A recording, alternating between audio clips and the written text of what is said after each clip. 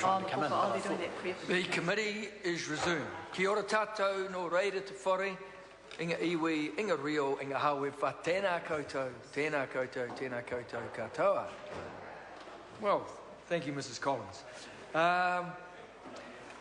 Honourable members, when we were debating this prior to the dinner break, the Right Honourable Winston Peters had the call, and he had just completed his call. I remember him doing so.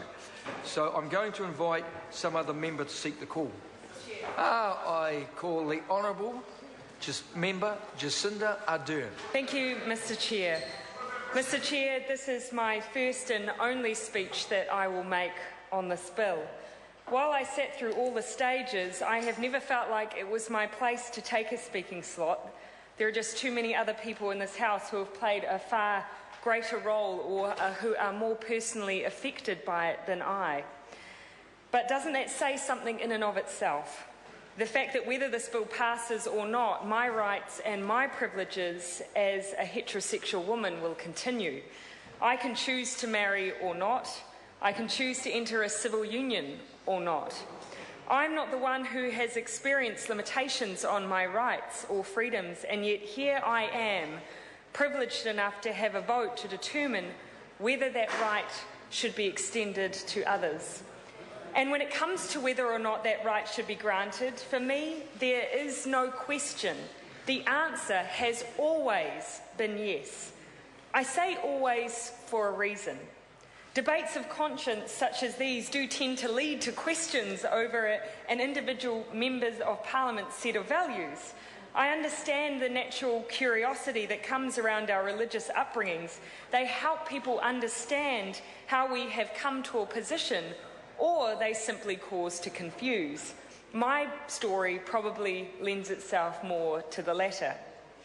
I was reminded of it recently while cleaning out some old university papers and stumbled across an essay I had written for a comparative policy class in roughly the year 2000, arguing the case for civil unions.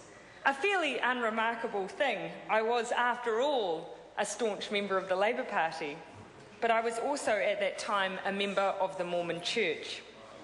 Mr. Chair, it's fair to say that I know what cognitive dissonance feels like. And when I started campaigning for civil unions sometime later, I decided that I couldn't sustain such competing value sets any longer, and I left the church.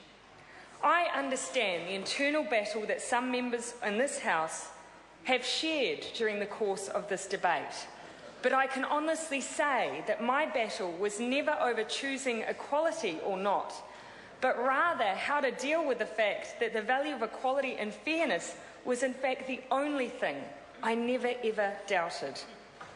While I am no longer a member of the Mormon Church, I greatly respect it, and I respect its members. I also respect their right to choose how marriage is expressed within their religion, and therefore who they perform marriages on behalf of. I would not support any part of a bill that removed that freedom from them. This Parliament is giving the assurance to such religious institutions today that this protection exists.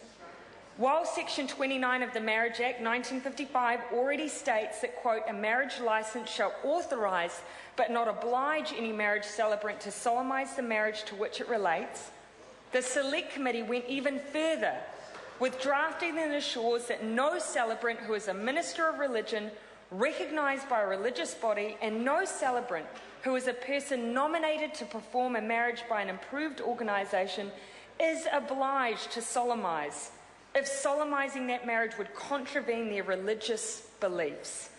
Not only does the law contain this protection, the Hansard, the record of this Parliament, will record it also. Put simply, Mr. Chair, the requests laid out to us by institutions like the Mormon Church have been heard and have been met within the bill. No amendment is required. Mr. Chair, I couldn't end my small contribution to this debate without acknowledging the roles of those who have paved the way for the Marriage Amendment Bill. Fran Wild with homosexual law reform, Tim Barnett with civil unions, and of course Larissa Wall for marriage equality. But behind each of these sat community members who have fought hard with pride and in spite of personal anguish and attacks to get us where we are today, and they deserve our thanks. Mr. Chair, in 1948, my great uncle was imprisoned for no other reason than his sexuality. He was in a state prison for 3 years for what was then considered to be a crime. Although in the eyes of the law we no longer criminalise the expression of someone's sexuality, I don't believe we will have a fully inclusive society until we remove all forms of discrimination. Call the honourable member. Until we remove all forms of discrimination, be they physical bars or the stigma imposed by legal differentiation. That's why today, Mr. Chair, I cast my vote on behalf of queer and questioning youth, on behalf of my friends, and I cast it on behalf of my uncle. Very good speech. Members calling.